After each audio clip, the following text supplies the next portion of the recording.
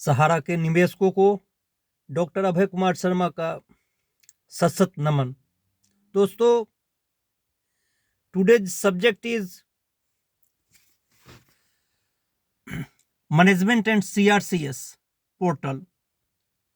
Both are misusing money of Sahara investors, अर्थात सहारा निवेशकों के धन का दुरुपयोग कर रही है प्रबंधन और सीआरसीएस। साथियों, आपसे आग्रह है कि मेरे इस वीडियो को अधिक से अधिक कमेंट, लाइक, शेयर करें, जिससे कि मेरी बातें अधिक से अधिक लोगों तक पहुंच सके। 30 जनवरी याद रखना है। 30 जनवरी को देश के हर राज्य में, हर जिला मुख्यालय में अधिक से अधिक संख्या में उपस्थित होकर अपने भुगतान की प्राप्ति के लिए अपने दावों को प्रस्तुत करना है। एकजुट होकर सरकार और प्रशासन को यह दिखाना होगा कि हम भुगतान के लिए जागृत हैं। दोस्तों, मैं खास करके मुजफ्फरपुर, सीतामढ़ी, दरभंगा, समस्तीपुर, सिवान, छपरा, सारण, गोपालगंज, मोतिहारी, समस्तीपुर, पटना के निवेशकों से अनुरोध करूंगा कि वे अधिक से अधिक संख्या में 30 जनवरी को जिला मुख्यालयों में उपस्थित होकर अपनी भुगतान की प्राप्ति के लिए प्रयास करें। और 30 जनवरी को जिला मुख्यालयों में उपस्थिति के उपरांत, चाहे किसी भी संगठन द्वारा कार्यक्रम का आयोजन किया गया है, 1 फरवरी को जो दिल्ली के जंतर मंतर पर कार्यक्रम का आयोजन किया गया है, उसमें भी यथासंभव अपनी सहभागिता दे, उपस्थिति दर्ज कराए। और 1 फरवरी के बाद अधिक से अधिक तादादों में जिला मुख्यालयों में उपस्थित होकर अपने भुगतान के दावे के प्रपत्र जिलाधिकारी को सौंपे। इतना सौंपे कि जिलाधिकारी के कार्यालय सहारा के आंदोलनकारियों के आवेदन से भर जाए। दोस्तों, जहां तक सीआरसीएस और प्रबंधन की बात है, तो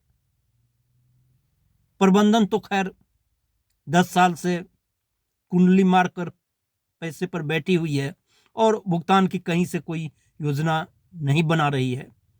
इधर सीआरसीएस 10 माह में क्या भुगतान किया है वह आपके सामने है। जितने राशि की भुगतान नहीं की गई है, उससे अधिक राशि भुगतान करने पर खर्च हुआ है। हमें यह समझना होगा कि सीआरसीएस और सहारा इंडिया प्रबंधन का जो प्रगाढ़ संबंध है, वह निवेशकों को भुगतान से दूर किए हुए है। जहां तक सेबी की बात है, तो सेबी भी सरकार का ही एक अंग है।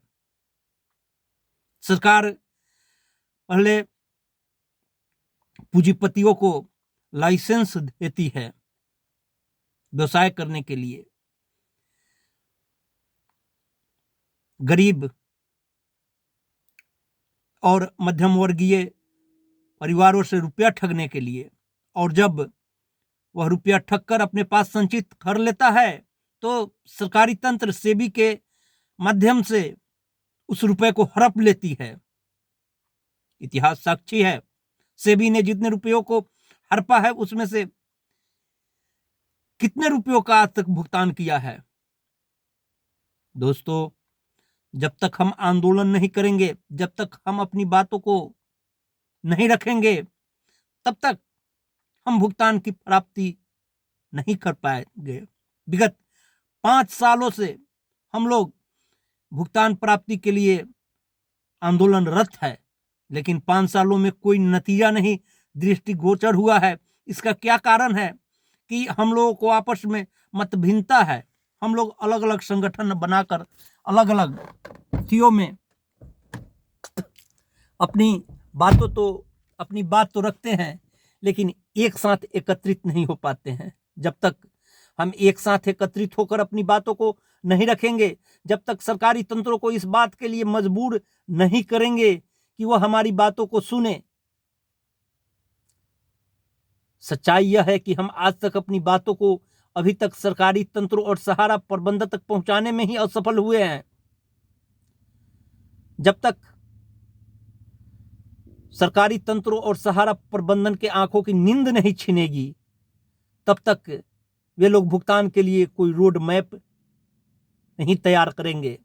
और जहां तक सीआरसीएस पोर्टल की बात है, सीआरसीएस पोर्टल से तो जन्मों जन्मों कितने जन्म ले लेंगे, उसके बाद भी वह भुगतान संभव नहीं है। हाँ, भुगतान संभव है और भुगतान करने के लिए न्यायालयों को भी सख्त होना पड़ेगा। हमारी उच्च न्यायालय ही, सर्वोच्च न्यायालय कहती है कि देर से मिला न्याय न्याय नहीं होता है, तो फिर न्यायालय चुप क्यों है? न्यायालय स्वयं संज्ञान लेकर गरीब और मध्यम जमाकर्ताओं के खून पसीने की कमाई को दिलवाने में सहयोग क्यों नहीं कर रही है? हम सर्वोच्च न्यायालय के न्यायाधीश से भी आग्रह करेंगे कि अपने दायित्व का पूर्ण रूप से निर्वाह करे। सरकार तो अंधी, लंगड़ी, गूंगी और बहरी है। सरकार को तो सिर्फ अपने सत्ता से मतलब है, सरकार को वोट से मतलब है। सरकार जिधर जन समूहों को देखेगी उसी योजनाओं को क्रियान्वित करेगी। इसलिए भीड़ तो जुटाना होगा। और जब तक हम 30 जनवरी को जिला मुख्यालयों में उपस्थित होकर अपनी उपस्थिति नहीं दर्ज करेंगे, तब तक हम भुगतान के करीब नहीं पहुंच पाएंगे। दोस्तों, सहारा प्रबंधन तो चाहेगा कि भुगतान में जितना विलंब हो, वर्षों के बाद एक ऐसा समय आएगा कि सहारा प्रबंधन के जो उच्च पदस्थ कर्मचारी हैं, जो डायरेक्टर स्तर के कर्मचारी हैं, वे सारी की सारी अपनी राशि अपने वेतन में उठा लेंगे और सहारा को दिवालिया कर देंगे। हम आंदोलन करके पहुंचेंगे, तब तक पैसे ही नहीं रहेंगे हमारे भुगतान प्राप्ति के लिए। दोस्तों, अभी सहारा प्रबंधन के पास पैसों की कोई कमी नहीं है, लेकिन सहारा प्रबंधन चाहता नहीं है कि इस गरीब और मध्यम वर्गीय परिवारों की खून पसीने की कमाई को हम भुगतान करें। हम ही लोगों के खून पसीने की कमाई पर खरा हुआ प्रबंधन तंत्र आज ऐश मौज की जिंदगी जी रहा है और हम लोग सड़कों गलियों की धूल चाटते फिर रहे हैं। दोस्तों, फिर आपसे अनुरोध करूंगा कि 30 जनवरी को निश्चित रूप से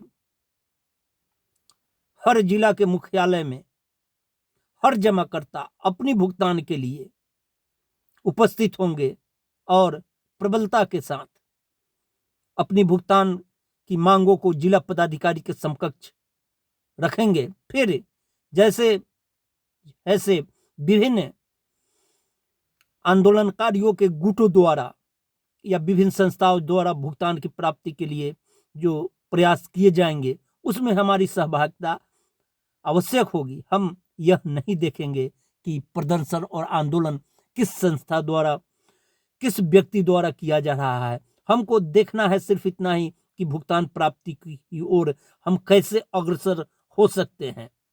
और दोस्तों, हमें भुगतान प्राप्त करना है। तो इन्हीं शब्दों के साथ आज मैं अपने वाणी को विराम देता हूं। फिर अगली बातें अगली मुलाकात में होगी। धन्यवाद।